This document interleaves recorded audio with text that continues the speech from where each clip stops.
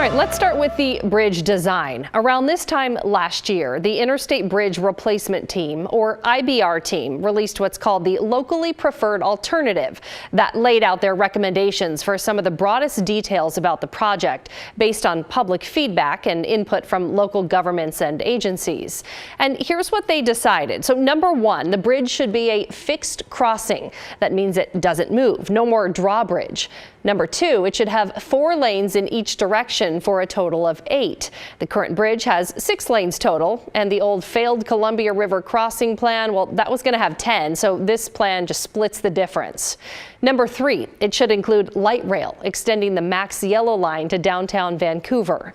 And number 4, it should shrink the interchange on Hayden Island so it only serves Washington traffic. Oregon drivers, well, they would reach the island on a new local bridge separate from the freeway. So with that plan in mind, the bridge team started the federal environmental evaluation and approval process. That is still ongoing, but it's revealed a few wrinkles, let's say. The Coast Guard, for one, is not happy about the proposed height of the new bridge. It wants the team to study a new drawbridge plan to give big boats more clearance. And the bridge team is also considering the old Columbia River crossing's 10-lane configuration instead of just 8. The IBR administrator's name is Greg Johnson, and at a hearing this month, he confirmed that they're looking at both 8 and 10-lane versions as part of this federal evaluation process. Okay, now let's talk about the big picture design. No matter what version we end up with, drawbridge, fixed bridge, 8-lane, 10, well, the replacement bridge is going to be a twin span structure, just like the current bridge. That means it's technically going to be 2 bridges side by side, one for southbound traffic and light rail, and the other for northbound traffic and a bike and pedestrian path. Johnson says it's become clear that a single bridge just would not be practical. Because once you get that wide, having one bridge, you get limited to the type of bridge you can construct. So we want to make sure we're giving any contractor some flexibility in bridge type to save us dollars in the future. Now let's talk about what those spans could look like. The width of these structures came up during that recent hearing in Salem, including a back and forth when Representative Con Pham pressed Johnson to give a specific number. I just wanted to follow up on my question to make sure I get the clear answer. What is the width of the bridge structure? So not the lanes or adding it up, but just the entire bridge structure. What is the total width? So we double checked this with Johnson, so we want to break down the answer. A standard freeway lane is 12 feet wide, and each span would have either 4 or 5 of them. Each span is also going to have 12-foot or 14-foot shoulders on each side, according to Johnson. The possible extra 2 feet, well, that's because the team is looking at having the inner shoulders double as bus lanes. So what's 12 times 4 for the actual lanes plus 14 times 2 for the shoulders? Don't worry, we're going to save you the mental math. It is 76 feet per bridge span, or 152 feet total, not counting the gap between the 2 spans. So add in the extra pair of lanes. In this case, they're called auxiliary lanes, and it would be 88 feet per span and 176 feet total. Are you still with us here? Okay, for a real-life reference point, the Interstate 205 Glen Jackson Bridge has 4 lanes and 2 shoulders on each side, and it's a little less than 150 feet wide. So now you'll notice that this talk about width hasn't included light rail tracks or bike and pedestrian space. Well, that's because most of those parts may end up getting tucked away on lower decks. If you remember the Columbia River crossing project, that was the plan back then. Twin spans with light rail on one of the lower decks and the bike and pedestrian path on the other.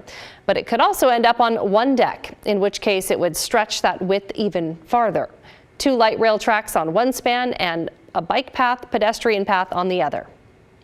Both are still on the table. We're going to look at the benefits and the drawbacks and trade-offs of each scenario. And that's some of the things that we're going to be asking the public to weigh in as we work towards getting our draft supplemental document out towards the end of the year. The twin span approach also gives the flexibility to build each span one at a time, with the trade-off being that the overall construction timeline would stretch out to as much as 8 years.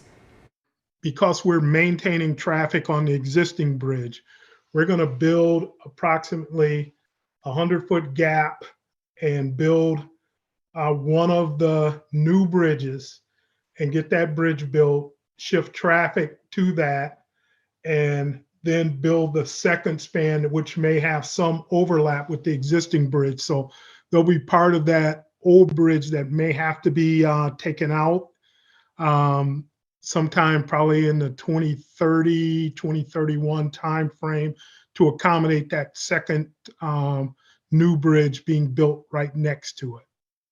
And to be clear, when he says shift traffic to the new bridge, well, he means traffic for both directions. So we build the new southbound span starting in 2026.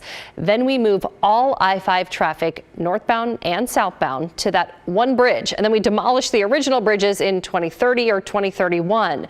Then we would hypothetically build out the new northbound span and move northbound traffic over to that, probably sometime between 2031 and 2033, according to Johnson. So there could be a couple really painful years in there when all that traffic is crammed onto one bridge. And I know I can hear you now because I drive this very bridge every day. Both directions of traffic running on a bridge designed for just 4 lanes. Yeah, great. So it'll be even worse than it is now.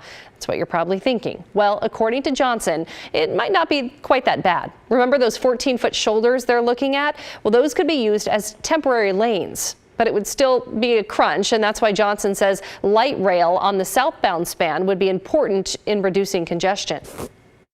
If we can get light rail up and running, we will have another relief valve for folks who don't want to sit in the traffic, in the construction traffic. Now here's the big thing. Let's talk about money here. The idea of light rail on the bridge has really been a hot topic, with some discussion in the recent hearing wondering how much money could be saved by cutting it out of the plan.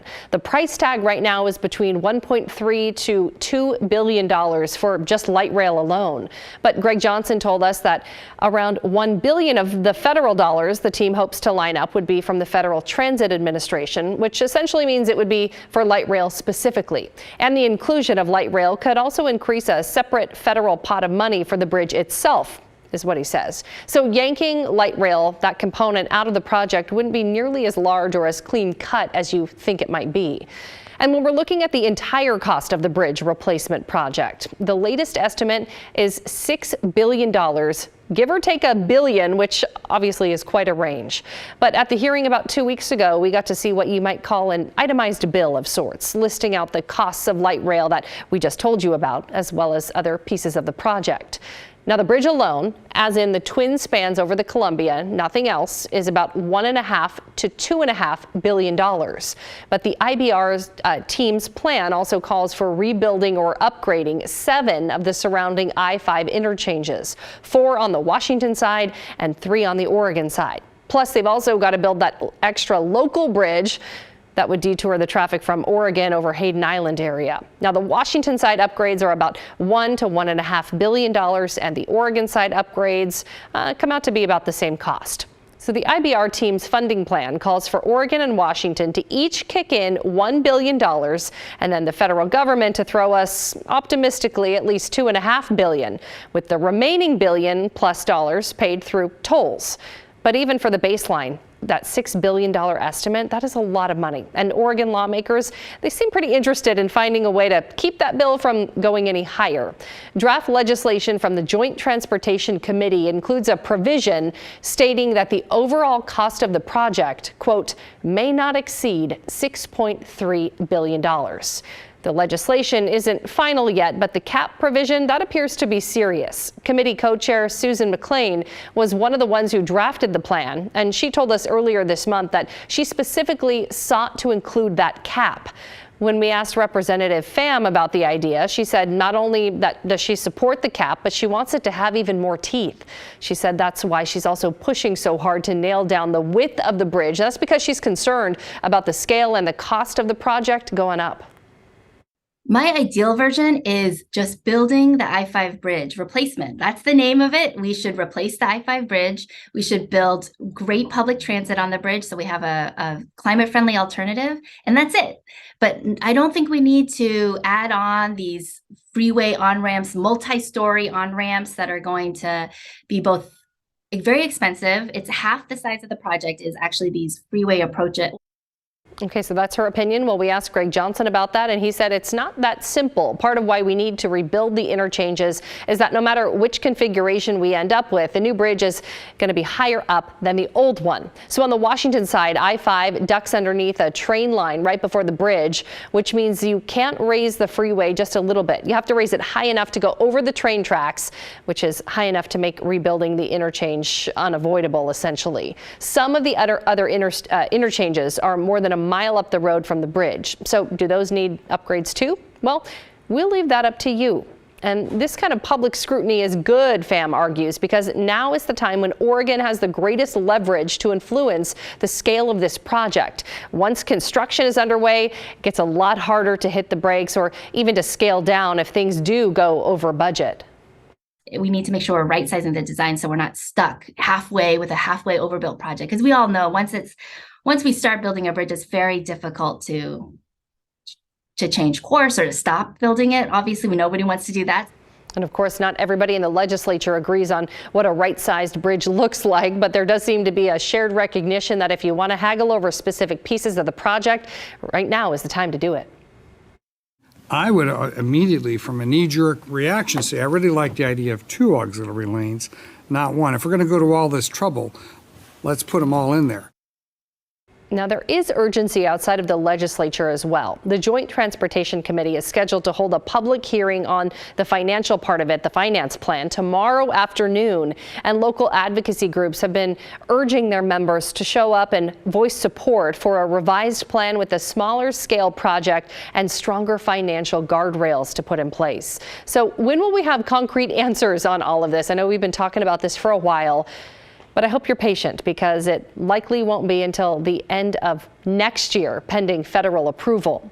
So what's going through your mind right now? I know that we just told you a lot. There were a lot of numbers, a lot of data, and it was a lot to digest. But the future of the I-5 crossing is really a big deal.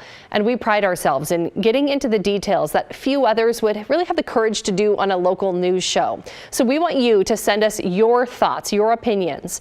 Email thestory@kgw.com, or you can call and leave us a voicemail, 503-226-5090.